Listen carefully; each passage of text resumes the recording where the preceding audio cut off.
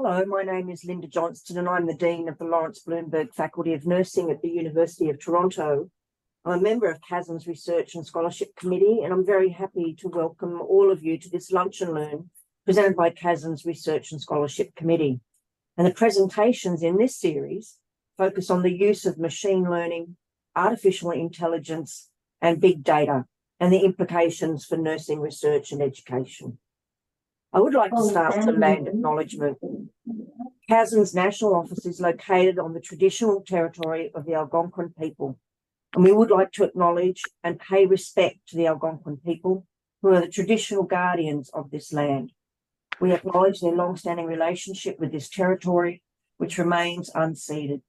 We pay respect to all Indigenous people in this region and in all regions across Canada, and we acknowledge the traditional knowledge keepers, both young and old, and we honour their courageous leaders, past, present, and future. Lunch and Learns are a popular tool in academia to encourage scholarship. Faculty members come together during their lunch hour to share their work and to network. CASN's webinar series, presented by the Research and Scholarship Committee, aims to recreate that collegial feel of the Lunch and Learn and is intended to serve as inspiration and a networking opportunity. Nursing faculty from across the country present on a scholarship project and discuss methodologies, successes, or challenges they have encountered in their work. We are recording today's session and begin with a presentation from our speaker, and we'll conclude with 15 to 20 minutes of question and answer after the presentation. To submit a question, please use the chat function, and please note that CASN does not distribute the PowerPoint presentations. In this session, we'll hear from Dr. Tracy Risling, who will present Exploring the Complexities of Artificial Intelligence in Nursing Education and Practice. Could I ask everybody to please mute their microphones while Tracy's speaking? Tracy, thank you for presenting today, and we look forward to your presentation. Thank you so much, Linda, for that kind introduction and that beautiful land acknowledgement as well. Hello, everyone. Really excited to be here with you today. One of my favorite topics. I have put, and I'll put it one more time, sorry, just for the late joiners in the chat, there is a Menti poll underway. It should be self-paced. You should be able to move through. We're just taking a bit of a look here off the top about where people are at this morning or this afternoon, wherever you may be, about your AI knowledge. The foundations, the 101, where you're at there, what your understanding is of how AI is being used in healthcare and nursing, and then of course AI and nursing education. And then there's a couple of other polling slides in this survey that'll allow you to share some more information, share some questions, and when it's all over and done, we can capture it and we'll be able to send it out to those that may be interested in that. So thanks for doing that. If you're interested and jumping in on that, really appreciate it. All right. Oh, oops. Okay. Just switch the share up a little bit. Okay.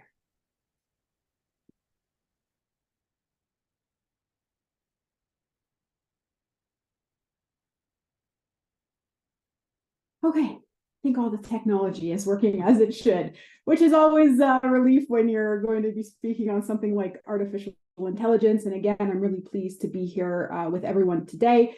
For everyone who's taken the time to join live, and for all that will take the time to walk through the recording as well.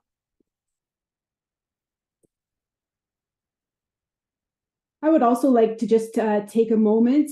I'm speaking to you from Calgary today.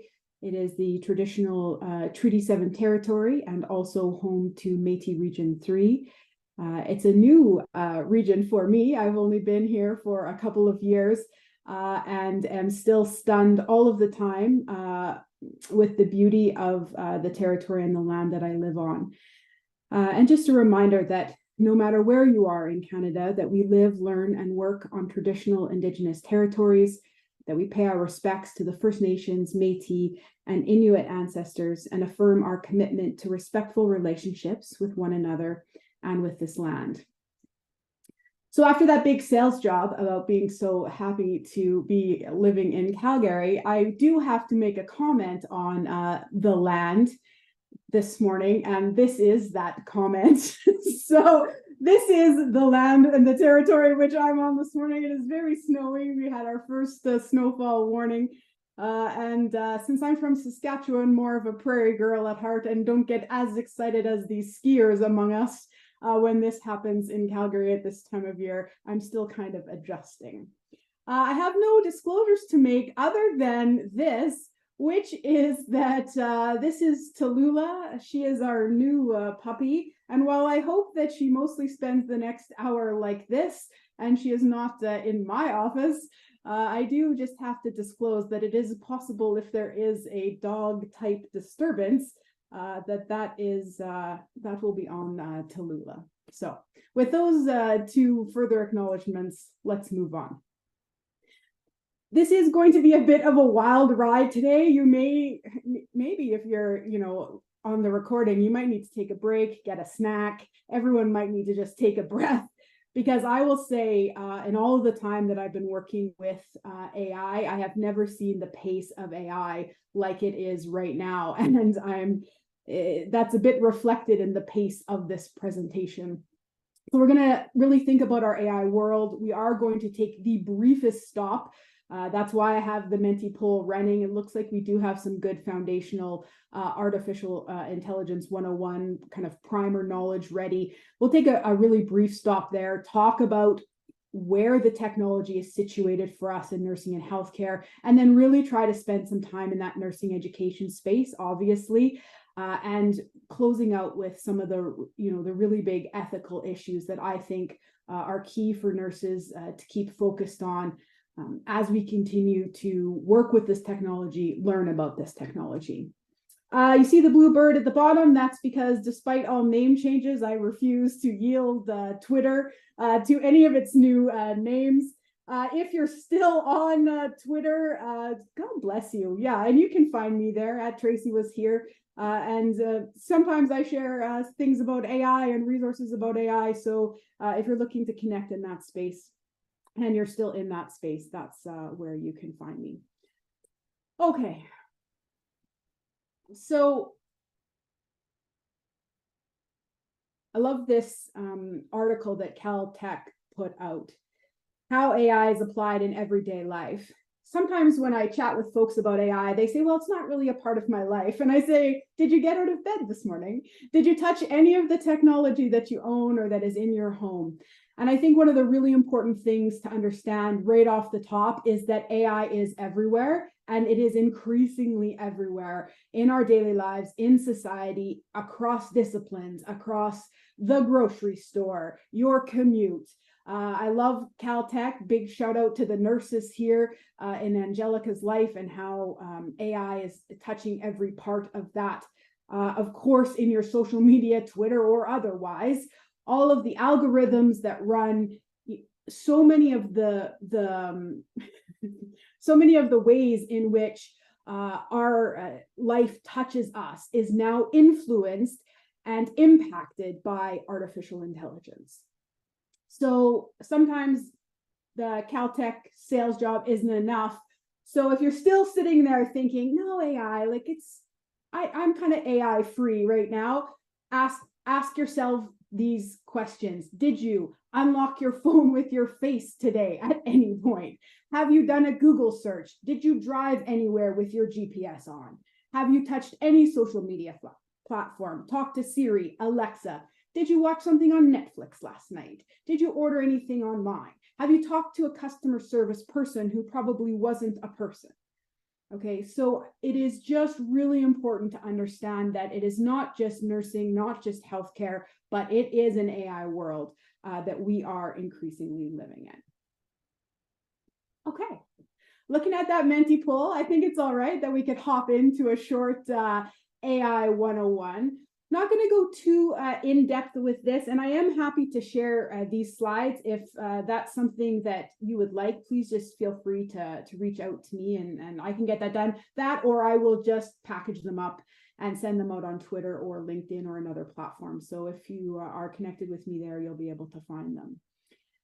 I think when it comes to understanding AI and situating all of the key elements of AI, this is the slide that I tend to use. These are the things that everybody needs to have some foundational understanding of in order to be able to have conversations about AI. Obviously, big data. Without the data, there is no AI. Data is the driver of AI. It drives it through algorithmic processes, right? That is how these technologies work. It's important to understand that artificial intelligence is that huge kind of umbrella term, that catch-all term, and underneath it is a myriad of other types of algorithmic technologies like machine learning, like natural language processing. There's a whole host of things, and I've got a slide coming up that kind of situates them together. Deep learning, neural networks, these are some words that you may have heard. It all fits under that AI umbrella, but they all are very distinct and they do very different things, some of which I think are more advantageous for nurses and nursing, and some of which are less so. When Dr. Richard Booth and I had an opportunity to work with the RNAO and AMS a couple of years ago on the AI report we did with them around compassionate care, we use this phrase, artificially intelligent health technologies, AIHT, and that's all digital health solutions that are powered by AI. And I think that's a nice kind of capture. Always, always never leave AI 101 without the very important reminder that AI is not robots. It is not just robots. Embodied AI is AI technology that does have a home in a biological robot. It's embodied, it's situated in that hardware.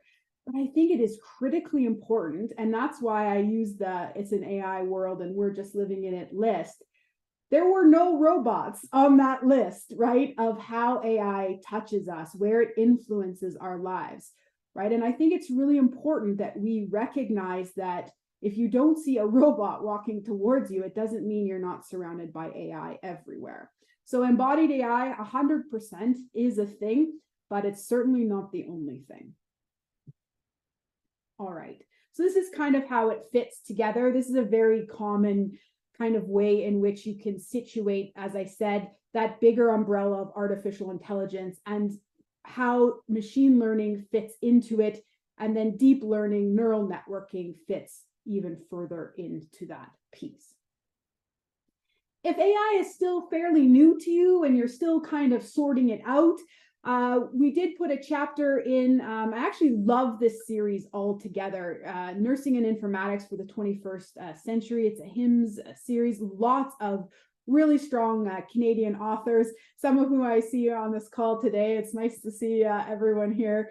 4 books. Obviously, book 2, The Nursing Education Digital Health Strategies, is a winner. I feel like this chapter is in book 3. I would have to turn around and grab it off my bookshelf, which I won't do. But I think book 3 is where we put our understanding the foundations of artificial intelligence. It's all about math, data, and machine learning. And you know, again, if you're looking for that primer, this is a nice place to start. And honestly, this book set I found has been really helpful, and it's really stood up in the short time since it's been released. I mentioned that report that Dr. Booth and I worked with RNAO and AMS on. It was released in October of 2020. We released 3 articles alongside with it, all of which are in JMIR Nursing, talking about artificial intelligence in nursing education, in the domains of nursing, and in the future of nursing. And I am going to come back to that report if our time allows today and just share a few of the recommendations. And one of the main reasons that I need to do that today is, despite the fact that we had this conversation in October of 2020, most, if not all, I would say, of the 15 recommendations that are in this report are still needing to be met in a lot of ways and in a lot of places across the country. All right.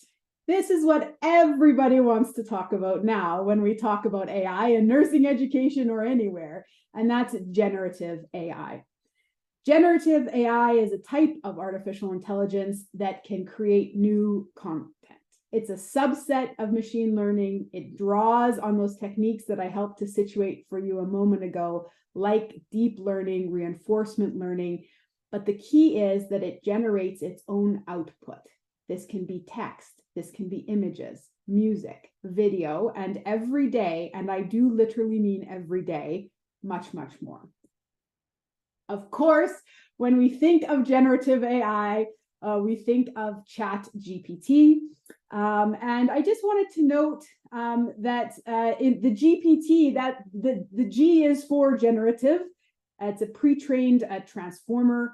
And this, how ChatGPT runs is that it's a neural network-based language prediction model, and it's built on transformer architecture. And if that is just way too much AI nerd data, transformer technical talk, it's just interesting to understand because lots of people use ChatGPT, talk about ChatGPT, and then wonder what the GPT is. So I thought I would bring it out for you this morning. So ChatGPT, we're on to version 4, and we'll talk about that in a little bit. But of course, the existence of this generative pre-trained transformer also now brings forth an entire industry of interesting things like ChatGPT prompts for nursing, which is an ebook that you could purchase. If you find that you're not really getting what you want out of ChatGPT, there's an entire cottage industry that springs up around these technologies then. And I thought that was really interesting this week to discover that there's all kinds of ebooks and other prompt devices that you can find. There's also articles, and there's lots of groups on social media that have these conversations about how best to use generative AI and how best the kind of prompts and wordings that will get the best outcomes out of them.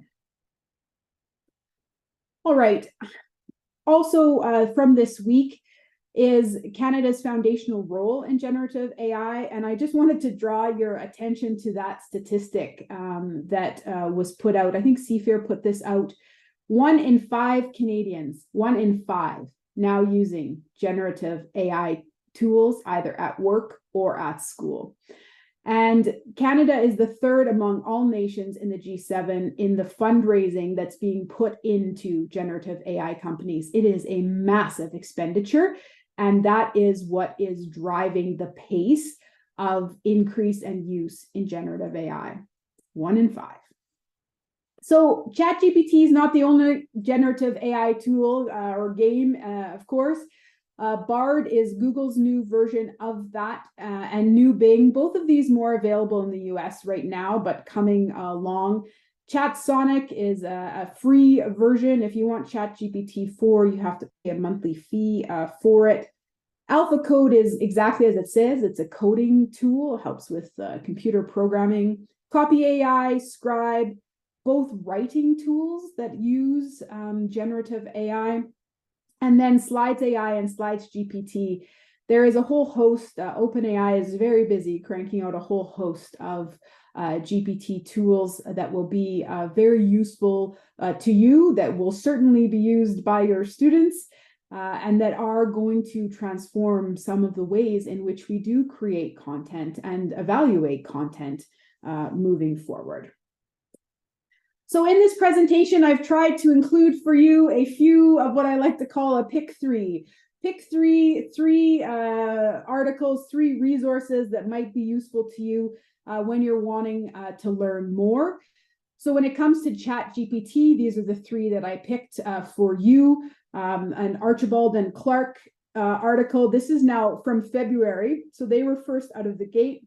I love it when Mandy and Alex write together, and this is no exception. This is a great article where they walk through the difference between the avoidance of ChatGPT, the prohibition of ChatGPT, and the integration of ChatGPT. And I wonder how many folks are having this. If you had to vote for one of these, avoidance, prohibition, or integration, where do you think that your faculty or your school is at right now when it comes to the use of ChatGPT? Right. So I really liked this take on it and the way that they walked through those different options of what to do when the technology was in its early emergence. Really, really great commentary here in the middle about the ethical values in nursing education, research, and practice. I almost had to get into a little Twitter discussion on this one. I think it's really a wonderful read about core values, eroding foundations. What I like about generative AI and this conversation in nursing is that it's incredibly engaged. I've been working in nursing informatics for a long, long time, and I can tell you that sometimes it's not easy to get everyone to engage in a conversation about nursing informatics or digital health or technology. But there is something about AI and generative AI in particular that engages a lot of people. And that's what I really like about this commentary from Lillian and Abdul Fatwa. So the last one is from Nurse Education Today, an article that I was happy to be a part of a great team to produce, where we really tried to walk through the disruptive potential impact, but also have a conversation about that I feel like Alex and Mandy started off the top with the whole avoidance and prohibition. And now several months later, when we completed this piece, really we had to bring you to cautious curiosity and talk about competencies ×2. So competencies for all of us as nursing faculty and the kinds of competencies that we need to instill in our students moving forward as well. No one does a presentation on generative AI without asking generative AI what it should say in the presentation about generative AI. So when I asked ChatGPT-4, what do nursing educators need to know about teaching students with ChatGPT, this is what it told me. Some really interesting pieces in here about establishing the role, about understanding that the last training cutoff date, even for GPT-4, is January of 2022. So there's no data there. You can do things where you plug these tools into the internet and get a refresher running and going. But just understanding that as GPT-4 is now, and it called itself out on that, which I appreciated. I mean, overall, when you take a look at this list, we're not going to go through the whole thing. It's not too bad. This is definitely some highlights I already had in my outline for all of you when we think about the complexities of integrating things like generative AI into nursing education and nursing practice. So I'm sure most are aware, but generative AI tools, and we talked about this a bit a few minutes ago, not just about text and slides and writing, right? And actually, some of the more interesting things and potentially the more dangerous things that generative AI tools do is around images and video. So DALL-E 2, Midjourney, Bing Image Creator, Crayon, and then the video versions at the bottom there, Synthesia, Runway, Flicky. So these are tools that instead of answering just a question, right, can produce videos, can produce all kinds of images, can alter images, right? And I just wanted to bring that to your attention, and also to introduce the work of Janet Reed that I love, who talks about using generative AI to produce images for nursing education. I taught for many years, maybe a decade, the Nursing Foundations course to very first year nursing students. It was one of my favorite things to do. Talked a lot about nursing ethics, nursing image, and I really like Janet's work that she's doing about using generative AI to produce images. And then this more recent piece with Reed et al., again, furthering their work about AI image generation. And honestly, this second article from the Journal of Interactive Learning Research, worth it just for the Midjourney images alone. Stunning and interesting images that the AI has created based on student prompts. Yes, thank you, Matthew. Firefly. I left it off the list, but it's there. Even Canva. Any Canva users in the house? If you've been designing and doing things in Canva, Canva now has quite a powerful AI image generator. as part of its repertoire as well. So again, just a lot. And this article by Reed et al. And the images that were used in the research, and then they did quite a great qualitative piece of work around it. So worth a read. So that was only 2 resources. So I thought I better drop this Udly in. Udly is it's an AI-powered speech coach. Imagine Toastmasters, but you're just in your house with Udly. And this is a really interesting interview with a couple of nursing faculty who were using Udly to help nursing students practice therapeutic communication. Fantastic. So if you're someone who teaches all the communication skills and therapeutic communication, this might be of interest to you, and certainly the tool itself might be. Yeah, yeah, there's not just an app for it now there's an AI-driven app for it. So this is just to show you some of the ways in which generative AI is being used and can be used in nursing education. And I didn't want to leave, and I have this PDF, and I'll put it in the chat for you if it will allow me to do so. This is a resource sheet from here at the University of Calgary from a colleague, Dr. Sarah Eaton, who's doing an extensive work around not just the use of generative AI, but that whole, prohibit, avoid, integrate, and around the policies that we will need to move forward with generative AI as part of our education world in the future. But I love how she set it out here, which is engage, explain, explore. And I think engage, explain, explore is a really great attitude to try to adopt when it comes to generative AI or the use of AI in general. Stop, prohibit, police. That is not going to work. There is no stopping it. That is for sure. And I'm not saying at all, nor would I ever, that AI belongs in every assignment or that it doesn't require some boundaries and some thoughtful use and reflection and integration. But the stopping of it, that's not a thing that we're going to be able to do. So I like how Sarah walks through some of these tools. And again, I've got this PDF handy, so if I can, when we stop at questions, I'll pop it in the chat for y'all. Okay, deep breath, and we're going to switch to where AI appears in nursing and healthcare right now. This is from an analysis that was done of over 3,000 startup companies. Again, this is not a presentation on all of the ways in which AI is being integrated into healthcare. There's some great systematic reviews. Eric Topol has a great review. We did a review for nursing leaders about where it was coming.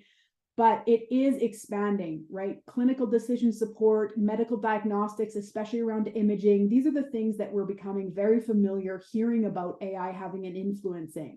Healthcare analytics, public health management, personalized healthcare, hospital management is huge, resource management, staffing, prediction, right? Patient flow prediction, seeing more and more and more of that coming up.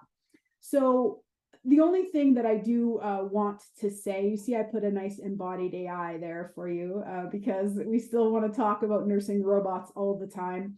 But I really want to drive home the point, especially with this slide. Again, the breadth and depth, the reach of AI health technologies, and all of the places in which they appear, which they will influence healthcare, and they certainly will influence nursing and nursing practice. So I think the decision support is an interesting area, and we're doing some work around that right now where we talk about AI in terms of IA, or intelligence amplification. And this is years old work by Goldberg, really interesting idea. And you see it in pop culture. I think John Oliver actually had a great piece on artificial intelligence in the workplace, where he said, I think he used lawyers as an example, and he said, well, artificial intelligence won't replace lawyers, but it will replace lawyers who can't use artificial intelligence, right? And I think this is really important. I don't have a lot of concern about AI replacing nursing, but we're going to have nurses who know how to use AI. Right? And then nurses who don't know how to use AI, there could be a replacement situation there. So I think it's really important to think about that. And again, when we're thinking about roadblocks or barriers, or that we don't have, the space, the capacity, the time to integrate AI into nursing curriculum and education, I think we really need to think about what an AI-driven future looks like. Lots of work around diagnostics and prediction. That health system resource management, there's some really interesting work in Canada going on in hospitals in Ontario around this piece, where they've made some really, really excellent progress in both the reliability, the safety, and the use of AI in this management. And I think natural language processing, I see Charlene Ronquilde's queued up as a speaker in this series, which is great. She, Max Topaz, others are doing some really interesting work because, of course, natural language processing is so useful for, I think, the visibility of nursing data, and really nursing process into AI systems or into the AI process, because it's a way to bring all of the work, the writing, the charting that we do into the kind of data that then can be used in AI tools. So I think that there's some really interesting work going on with nursing and the way that nursing works at the point of care, especially, and how some of that can be captured by natural language processing. Ultimately, we still have this problem, and this is probably a phrase that you've heard as well, if you've been becoming more and more familiar with the use of AI, especially in healthcare or in other fields like the law, is that when it comes to the algorithms and especially the data sources, we still have a black box issue, which is in fact that once some of the AI algorithms get going and get making decisions, it's not always possible to see how those decisions are being made by the AI itself. Again, though, a lot of excellent work going on now to make that more transparent and more visible. But it is one of the fundamental issues that comes up when we talk about the ethics of AI. So back to this report, and I think we have some time, but I'm not going to spend a lot of time, and I'm not going to hit you with all 15 recommendations. I'd like to say that we are here right now having a moment on recommendation number 1, which is having some open dialogue. Talking about nursing, talking about AI, where it comes together, where it doesn't come together. Really thinking carefully about what our responsibilities and roles are in shaping a path forward that will include AI in our practice, in our profession, and in all of the practice areas in which we work. It's rare that I do a presentation on this technology or any technology without a bit of a shout out to what is still one of my favorite papers of all time, which is this Bernard and Sandalowski piece about nurses and their role when it comes to the use of technology, and just this idea of nurses bridging the divide between technology and humane healthcare, claiming professional ownership of the space between it. I love this article. I've never seen an article stand up to all of the changes of technology the way that this one does. If you haven't read it or it's been a while, I recommend a hop back and really think about this humanist view and how it impacts us as nursing educators. How do we teach an entire generation or ongoing generation of nurses to be this bridge? Do we want them to be the bridge? If we do, how do we do it in a world in which the pace of technological development is faster than it has ever been? All right, number 2, identifying evidence-based best practice for safety and implementation. I could have done a whole pick 3 for you here on resources around the safety. I don't have that. What I do have is the reminder that when it comes to nursing and AI, we're not talking about replacement. We are almost always talking about intelligence amplification, or the support, I would say, the acceleration of nursing role, nursing space, nursing place, if we can take up the technology and use it in a thoughtful way to really help to support us. And then, of course, to support patients, to support students, to support all of the places and the people where we as nurses connect, right? And use this technology in such a way that it advances things for everyone, both for ourselves as a profession, but of course, for the outcomes that we're looking for in the folks that we're working with. We need to think about new care delivery models and competencies, and we're going to come back to the competencies as we finish up here in a few minutes.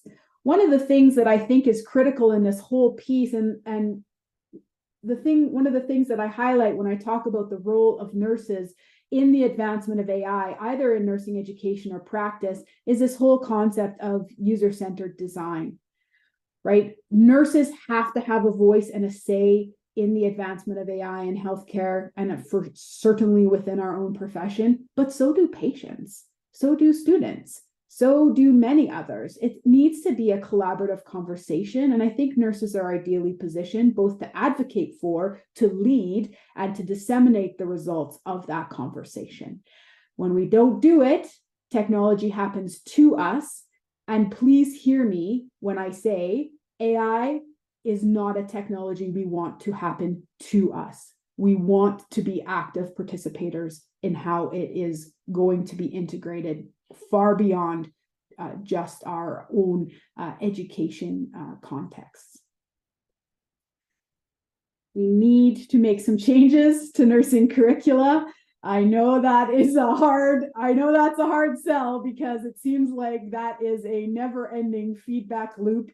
But if we don't do a better job of integrating the foundations of this technology in particular, then it is going to be, I think, a real detriment to the nursing future.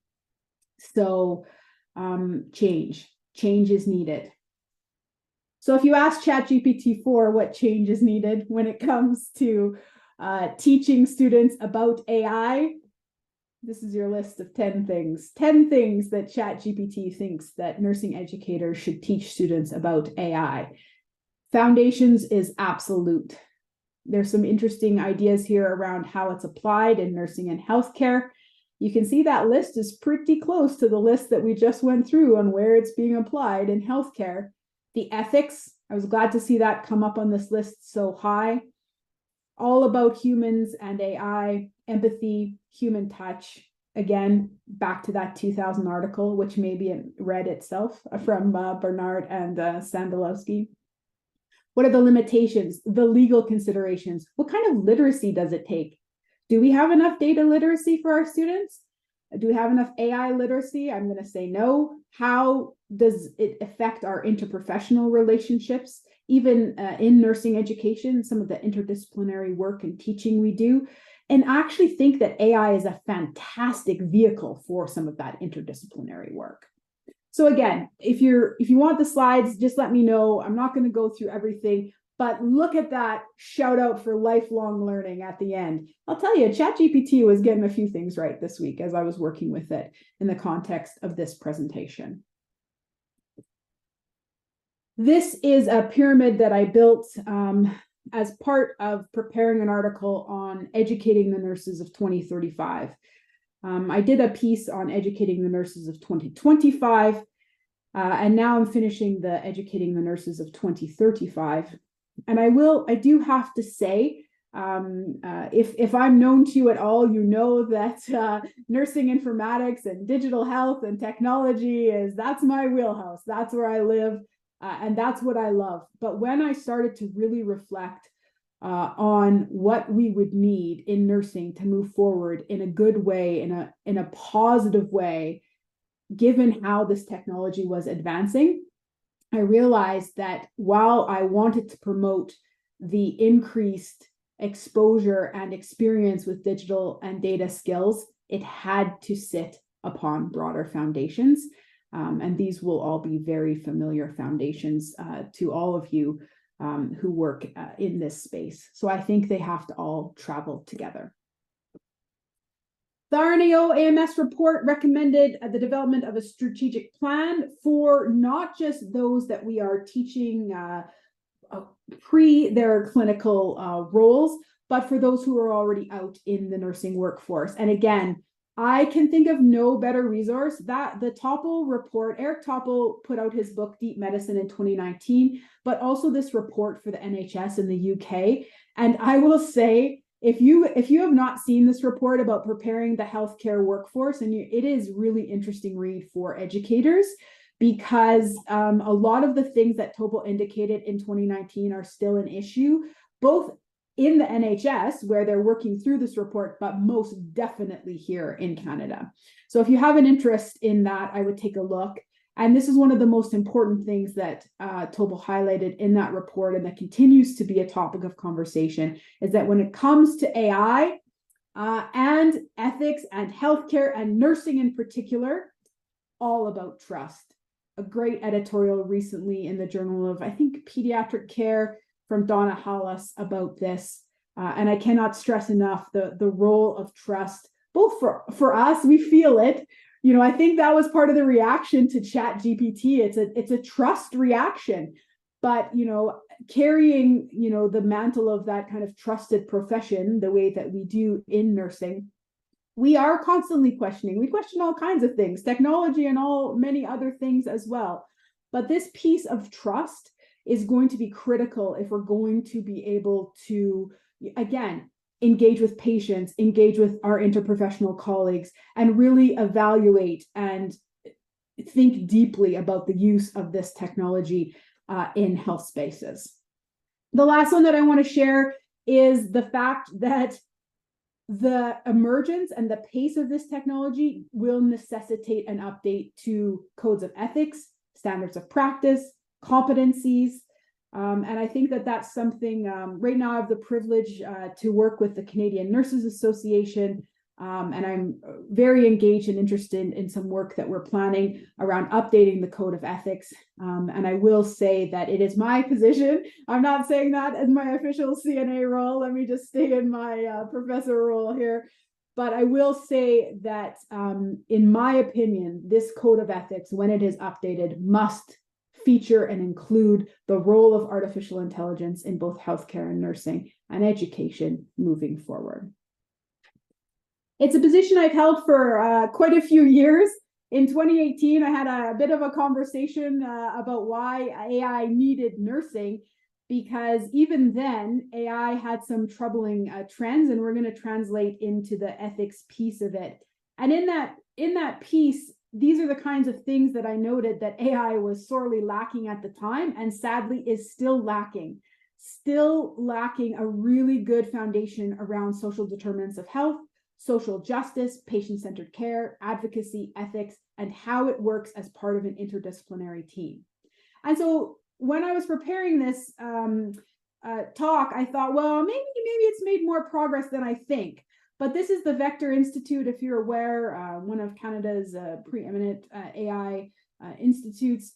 This is just from June for them, their AI trust and safety principles. And look at the alignment, the reflection of what the Vector Institute feels AI must adhere to moving forward, and the key foundations that have always been a part of nursing education and nursing practice. There's a lot of similarities there. And that's why that piece about why AI needed nursing, and it still desperately does need nursing. Kate Crawford picked that up to talk about the fact that she found it interesting that we were chatting about AI and nursing when so much of the focus is on AI and doctors. And I would love to tell you, and I've used this slide many times and in the many years since, and I would love to say that AI is more focused on nurses now than physicians or other healthcare folks, but there is still not near enough nursing representation in AI conversation and space. If you're interested in Kate's work, I really recommend Atlas of AI. It's a wonderful book that she wrote, again, just about the impact of AI in our world.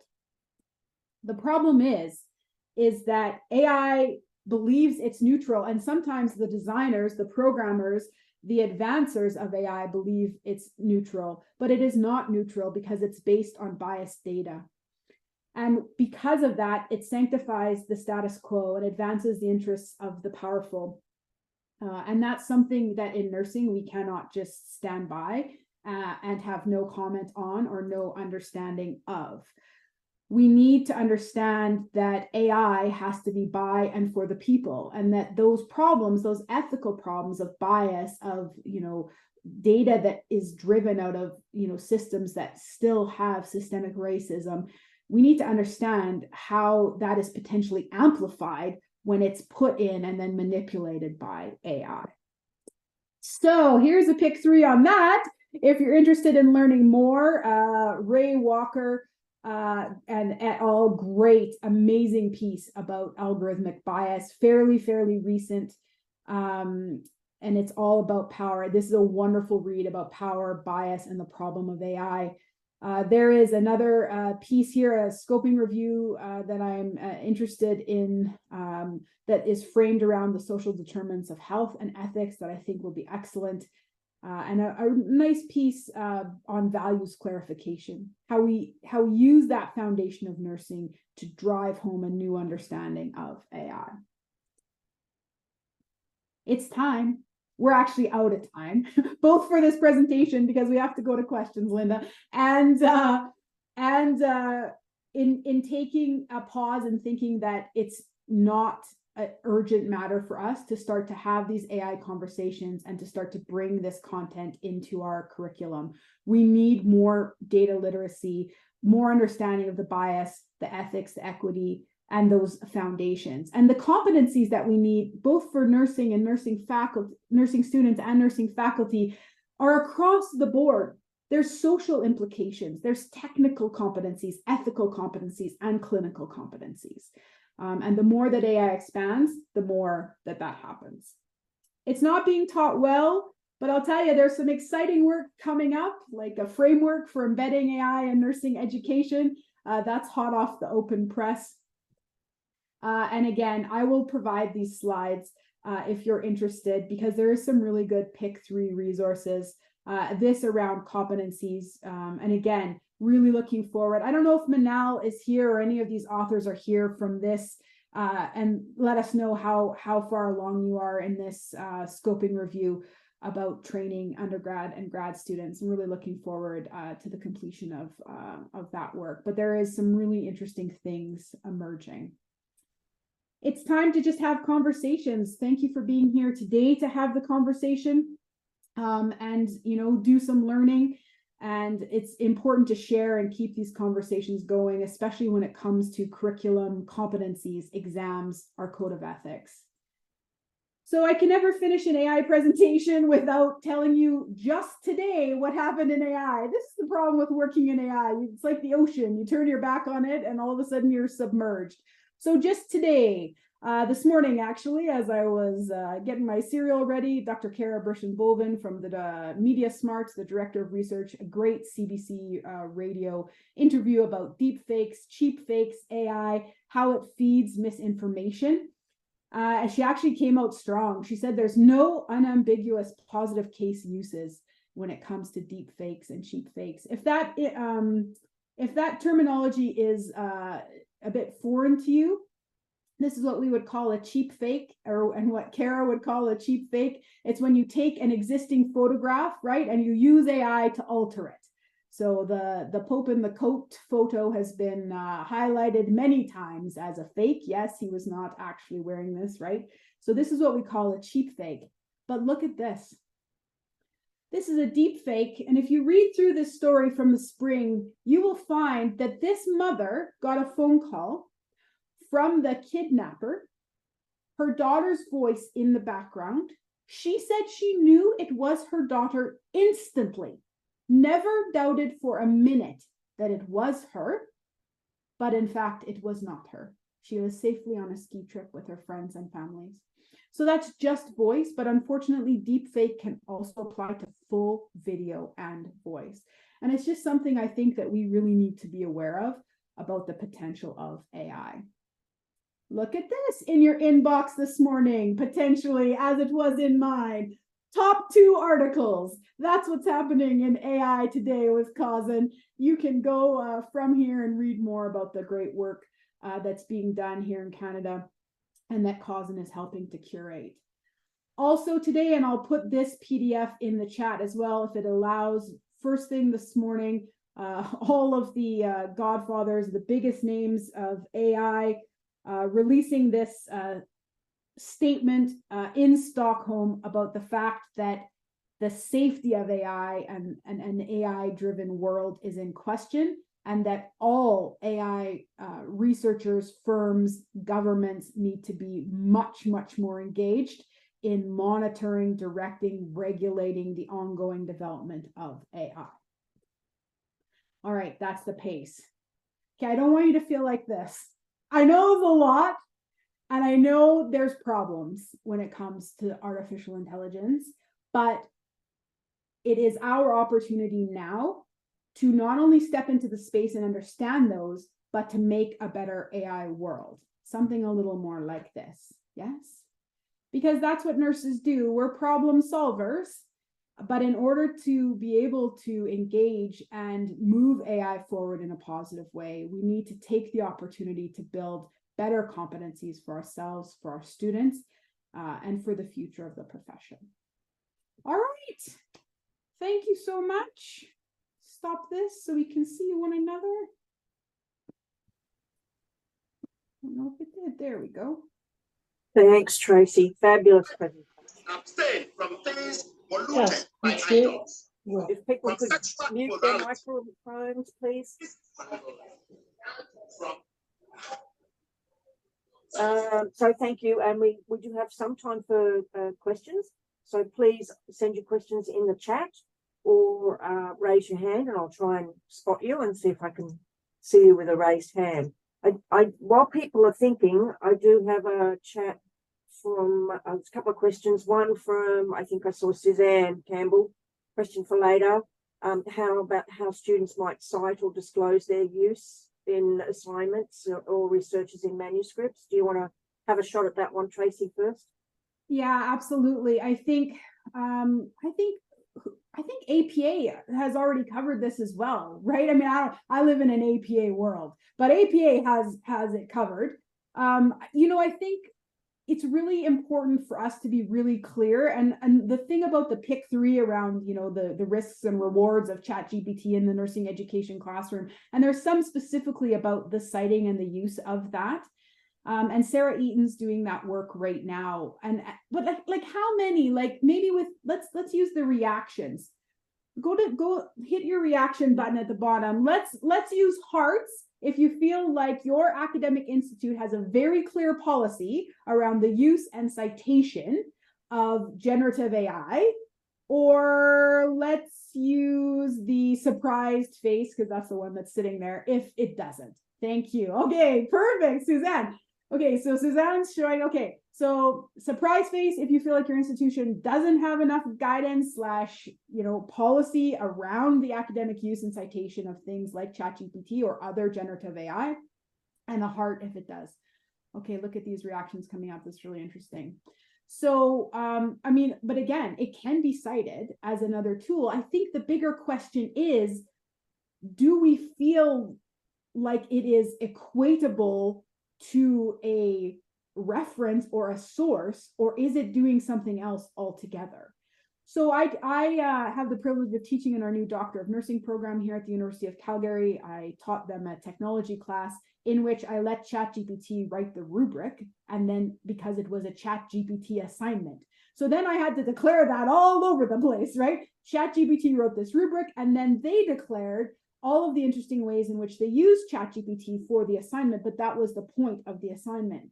And I had a really interesting conversation last week too around where generative AI is not at all appropriate in any nursing assignment, right? It's not a fit for every assignment in every situation, but we need to integrate it into the places that it is. And I think, is it possible the citing of it's the least of our worries there?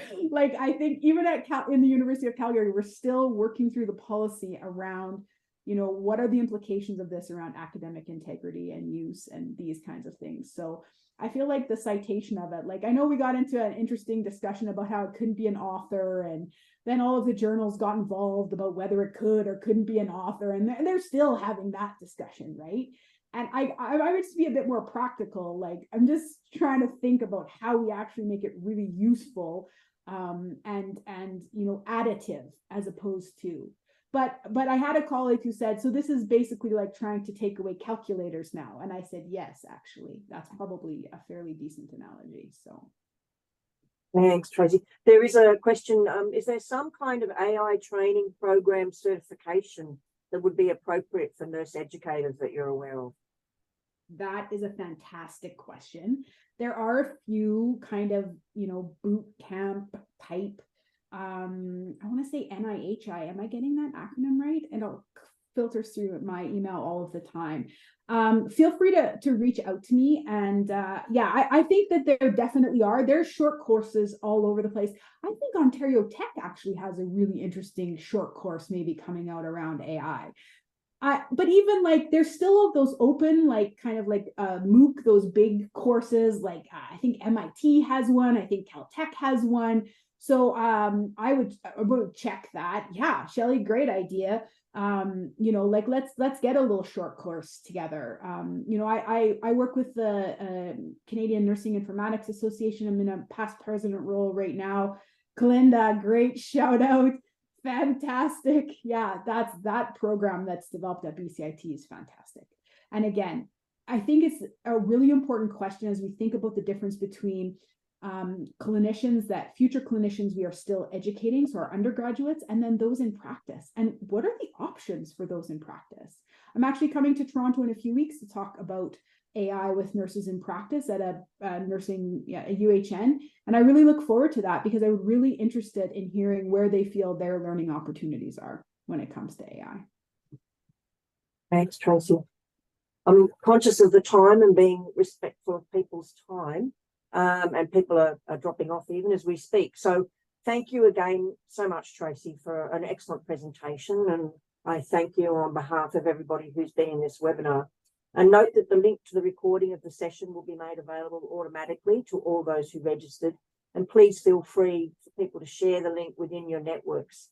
Thanks everybody for joining us today. And CASN certainly hopes you will consider joining us for our next Lunch and Learn on November 29, when Dr. Charlene Ranquillo, who you mentioned, from UBC will present nurses' roles and data foundations for equitable artificial intelligence.